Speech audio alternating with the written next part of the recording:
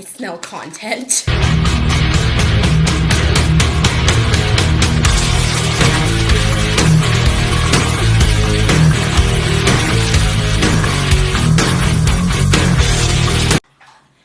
Hey bitch, what's up? Hey rockstars and metalheads, welcome back to my YouTube channel, and today I'm in my living room my dining room because I feel like it. Anyways, welcome back to my YouTube channel, and today we are going to be reacting to Shark's barrel racing video. Shark stands for showing animals respect and kindness, which I agree with. I like that name. That's a cool name. Plus sharks are cool, so. And I really want to watch this because I'm a barrel racer myself. Well, former barrel racer, planning to be a barrel racer again when I get the money. Yeah. But yeah, I want to watch it because why not? Okay, so this is the video we're talking about. This is Shark exposes the cruelty of barrel racing. This was made 3 years ago, and please contact rodeo's cruel, unethical corporate sponsors and tell them to stop supporting animal abuse.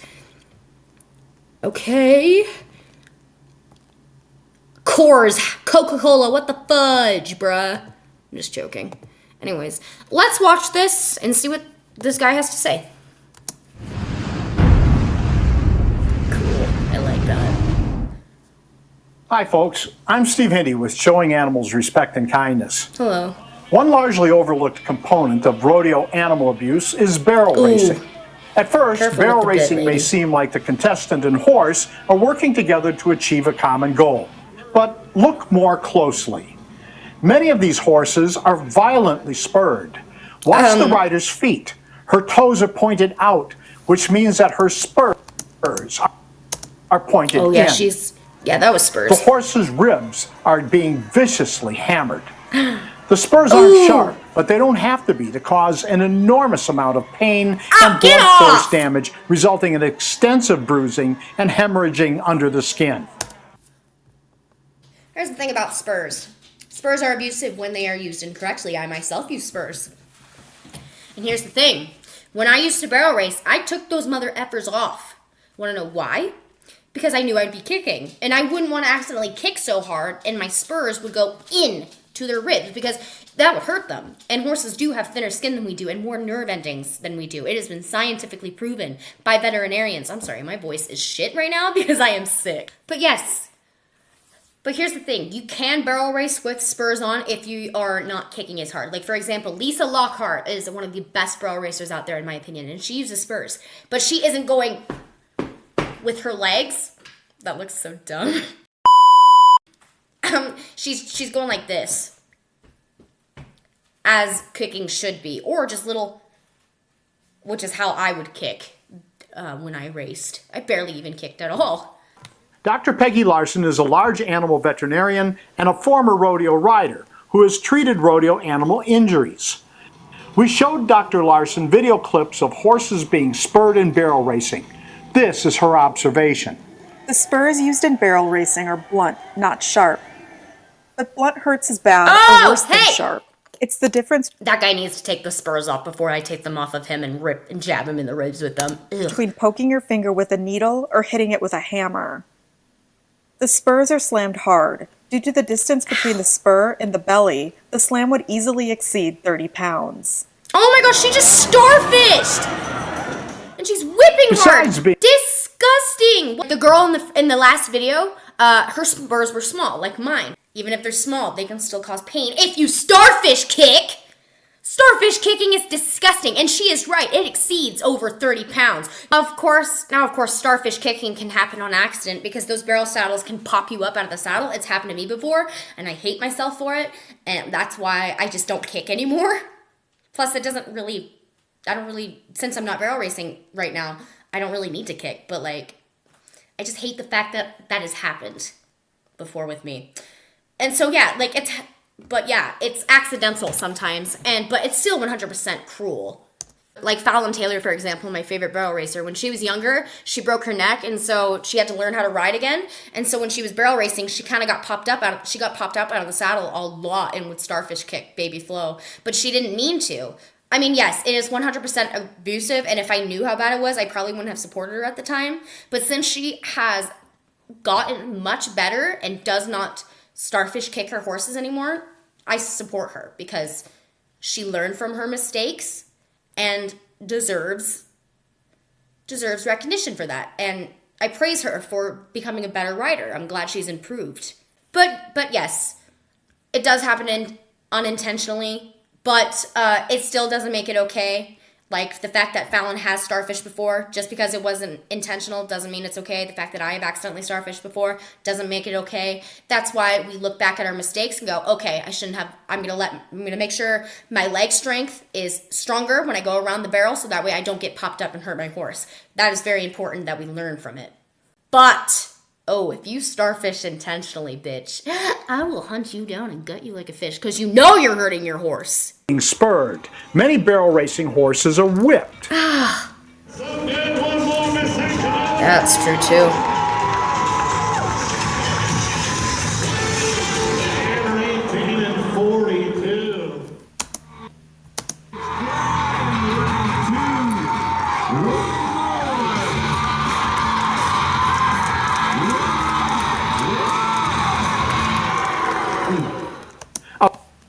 If you whip your horse with like a little baby tap, it's not going to hurt them. But if you are deliberately hitting them, it's going to hurt. I have an over and under. I have used whips before. I don't really use them anymore. I just have it on my saddle for decoration, to be honest. It has beads. Why wouldn't I have it on my saddle horn? It's pretty looking.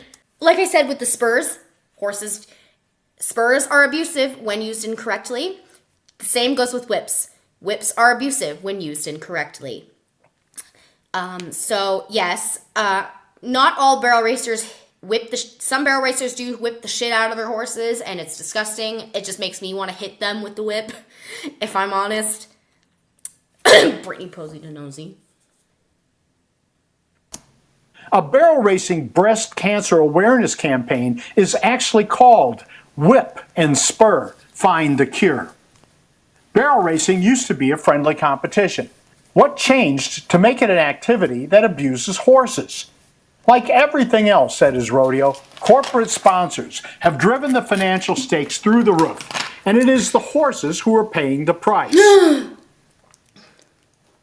In an article in the July 13, 2017 edition of the Equine Report, Dr. Neely Walker, Associate Professor, Equine Specialist at the Louisiana State University College of Agriculture, wrote the following. Barrel racing is one of the most popular uses of the American quarter horse in North and South America, with approximately $14 million awarded annually in prize money. However, this popularity takes a heavy toll on horses, most commonly resulting in forelimb lameness. Yes, in some cases, horses do get lame. And to those who are non-equestrians, lame means sore. And, like, they have a hard time walking. It's like arthritis or something in the hoof. But, yes, some horses do get lame. And some idiots even run lame horses around barrels, which is completely cruel. And that is why it's very important to make sure that you are taking the proper precautions to make sure your horse does not get lame. Regular vet checks, stretching, putting leg wraps and bell boots, proper shoeing, and proper exercise, of course, too. All of that helps prevent the risk of lameness when running. Also, you want to switch horses up, because if you keep running the same horses over and over again, they are going to get lame, which is why horses need to take breaks. And so, yes, in some cases, horses do get lame because of idiotic riders not taking precautions. There are still people who are involved in barrel racing because they love working and playing with their animals. But in the world of professional rodeo, the focus is on extracting every ounce of performance possible out of the horses. And those horses are paying a very high price.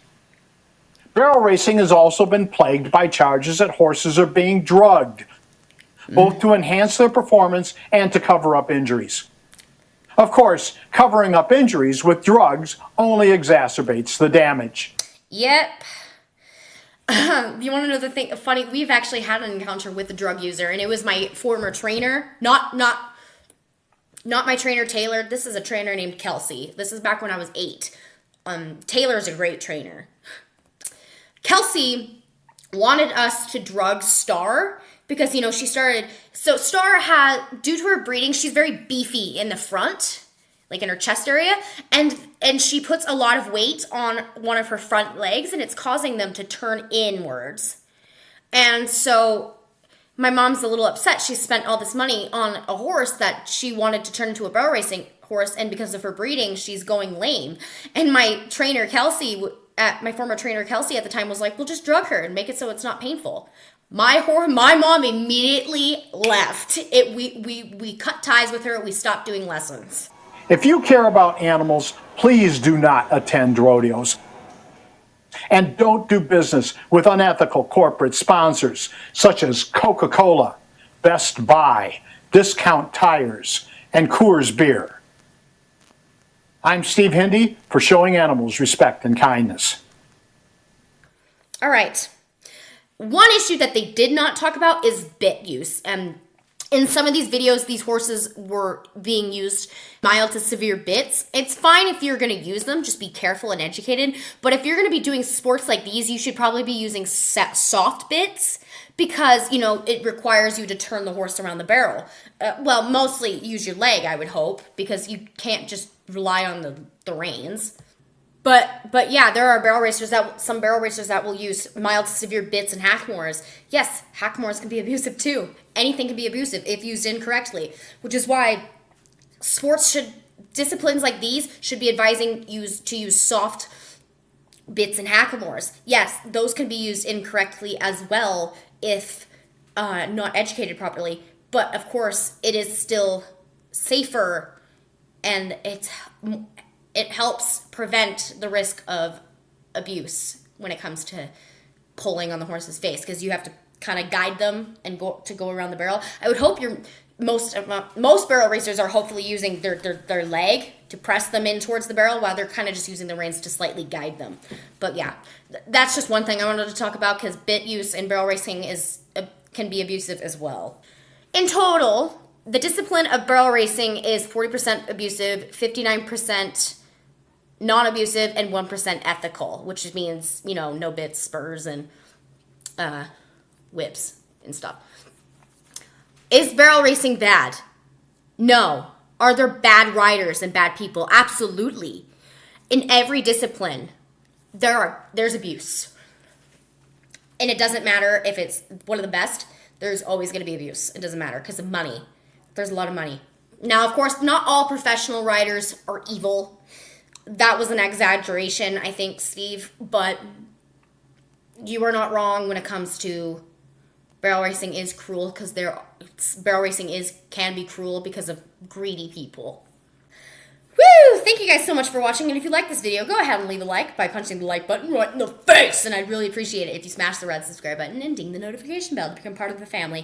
Thank you guys so much for watching. Peace, love, and blessings to you all. Bye.